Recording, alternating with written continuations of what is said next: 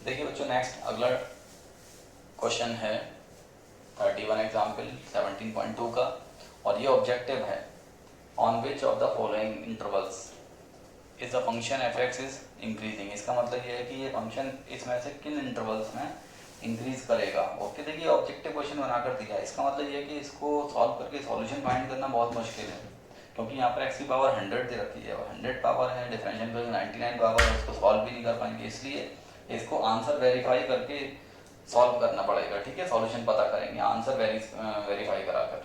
तो पहले हम फंक्शन लिखेंगे f x equal to x to the power 100 plus sine x minus 1, और इसको डिफरेंशिएट कर लीजिए इंक्रीजिंग फाइंड करने के लिए 100 x to the power 99 plus cos x. Okay, अब देखिए ध्यान से, देखिए अब हम इसको एक एक करके ऑप्शन चेक करते हैं। देखिए 0 से पाई बाई 2 फर्स्ट क्वाड्रेंट, अब चूंकि 0 से पाई बाई 2 फर्स्ट क्वाड्रेंट है, ओके, और फर्स्ट क्वाड्रेंट में cos x की वैल्यू तो पॉजिटिव रहती है। 0 से पाई बाई 2 का मतलब ये होता है 0 से लेकर 1.57, क्योंकि पाई की वैल्यू 3.14 में 2 का डिवाइड लगाएंगे 1.57, तो ये जो इंटरवल है ये पॉजिटिव, इसका मतलब x की वैल्यू यहाँ पर ये इंटरवल लगाएंगे, ये पॉजिटिव यही पॉजिटिव, इसका मतलब ये होगा कि f dash x is greater than 0 for all x belongs to 0 से pi by 2। Okay, hence f x is increasing on f x is increasing on 0 to pi by 2। Okay, ये इसमें इस इंटरवल में ये फंक्शन इंक्रीज करेगा। देखिए इन्होंने ये कहा है कि which of the following intervals, का मतलब एक से ज़्यादा भी आंसर हो सकते हैं। ठीक है, तो कैसे चेक करेंगे ध्यान से समझिएगा। तो ये तो हो गया फर्स्ट आंसर इज करेक्ट।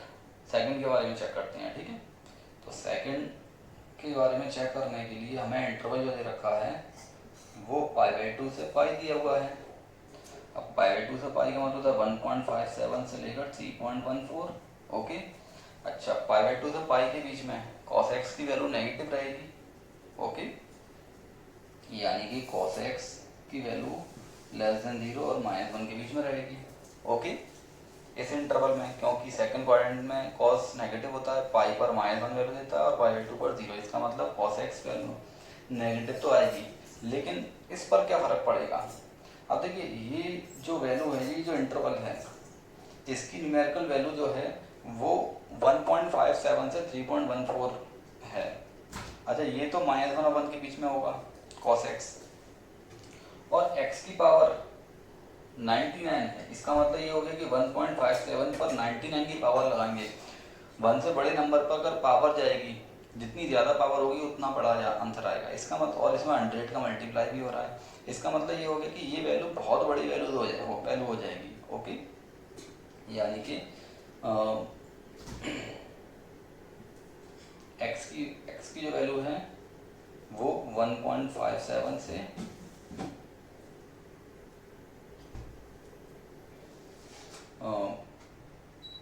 3.14 के बीच में लाई करती है। x की पावर 100 की वैल्यू जो होगी वो ग्रेटर देन 1 होगी या नहीं होगी। ओके, x की पावर 100 की जो 99 की जो वैल्यू होगी ये ग्रेटर देन 1 होगी, और इसमें जब 100 का मल्टीप्लाई करेंगे x की पावर में तो ये ग्रेटर देन 100 हो जाएगी।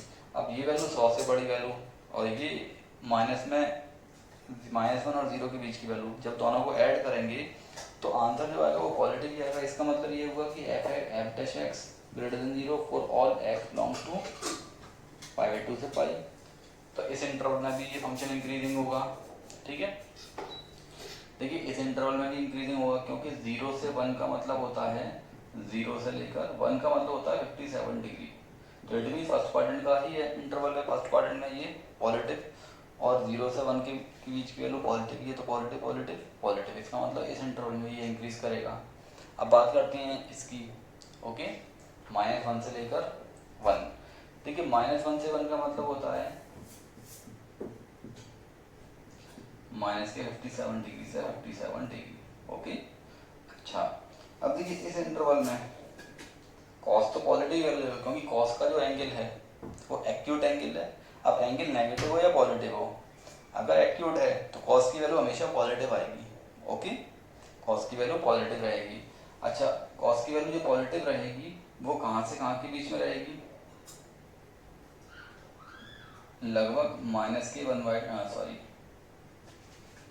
पॉजिटिव रहेगी, यानी कि 0 और सॉरी 1/2 से बड़ी रहेगी। ठीक है, क्योंकि ये लगभग 60 के आसपास है, 60 पर 1/2 होती है और एंगल 60 से कम है तो वैल्यू 1/2 से ज़्यादा होगी, कॉस एक्स की वैल्यू 1/2 से बड़ी। अच्छा, जब यहाँ पर -1 और 1 के बीच की वैल्यू लगाएंगे, यानी कि 1 से छोटी वैल्यू, ठीक है, और पावर 99 करेंगे, ओके, तो ये जो वैल्यू हो जाएगी ये बहुत छोटी वैल्यू हो जाएगी। ठीक है,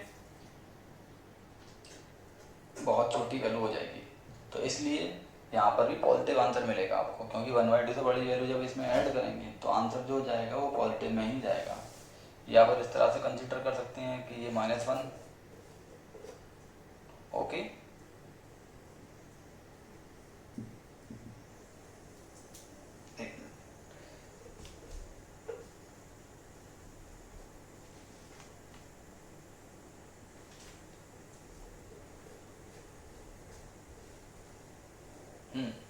इसमें लास्ट वाले जो ऑप्शन में देखिए ये 1/2 से 1 के बीच में रहेगा। अच्छा, यहाँ पर अगर हम जैसे कि -1 है, माइनस तो ओपन दिया हुआ है, लेकिन अगर हम क्लोज मान के चलें, suppose that x equal to -1 लगाते हैं, तो यहाँ -1 पर ये वैल्यू कितनी हो जाएगी, -1 की पावर 99, इट मीन -1 इंटू 100, 100 और -1 का मल्टीप्लाई करेंगे तो माइनस के 100 हो जाएगा। और cos x की वैल्यू 1/2 से बड़ी, लेकिन 1/2 से बड़ी ज़्यादा से ज़्यादा कहाँ तक जाएगी, 1 तक जाएगी। ओके, तो 1 तक जाएगी, इसका मतलब ये है कि ये 1 और ये -100, तो ओवरऑल सम कितना आएगा, नेगेटिव आएगा। तो इसका मतलब सम नेगेटिव आएगा तो फंक्शन कैसा हो जाएगा, डिक्रीजिंग हो जाएगा। ओके, तो इसका मतलब इस फंक्शन इस इंटरवल में इंक्रीजिंग फंक्शन नहीं होगा। ठीक है, तो इस तरह से इस क्वेश्चन को चेक करना था। ठीक है, तो ये लास्ट वाला ऑप्शन में फंक्शन इंक्रीजिंग नहीं होगा। ओके, ठीक, तो और चलिए ये आपका कंप्लीट हो गया।